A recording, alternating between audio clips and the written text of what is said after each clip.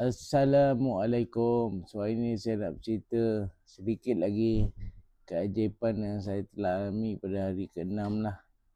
Lepas saya konsum produk minuman yang dihadiahkan oleh seorang kawan kepada saya lah.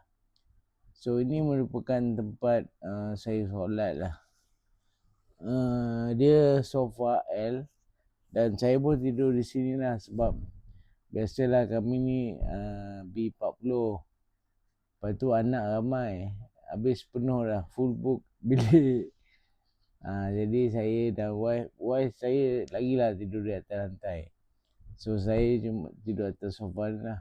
So ini jadi saya punya tempat solat sebab sofa ni dalam bentuk L lah. So jadi bila dia dalam bentuk L, kebetulan angle ni betul-betul menghadap kiblat saya.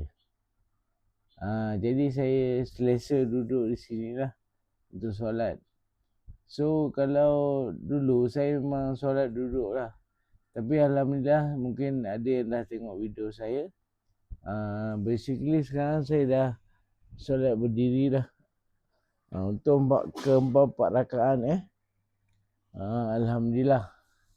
Kalau dulu kalau saya berdiri pun satu rakaat kaki saya ni dah menggigil. Jadi bacaan dalam solat pun dah jadi macam kita nak cepat je kan sebab kaki dah menggigil. Dan kemudian alhamdulillah sekini saya dah boleh solat berdiri. Di saat saya nak sujud, saya terpaksa guna kursi lah untuk duduk lagi sebab kaki saya ni masih ada pelipat yang jari-jari tu memang dah lama kebas, dah hampir 7 tahun. So jari-jari ni saya tak boleh bengkok macam normal sujud lah.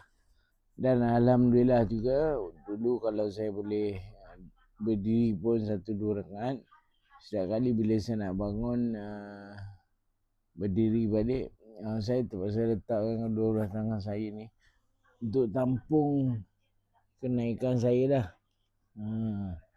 Tapi alhamdulillah sekarang ni saya dah boleh bangkit. Contoh saya dah nak bangun, saya dah boleh bangun. Alhamdulillah.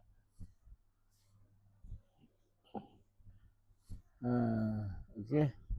Semoga proses penyembuhan saya terus dipermudahkan oleh Allah sebagaimana saya rindu nak sujud ke lantai dah, insyaAllah. Kenapa saya nak sujud ke lantai? Sebab yalah saya nak solat macam normal lah, insyaAllah. Okay. So mohon doakan perjalanan kesemua saya ini, insyaAllah. Assalamualaikum.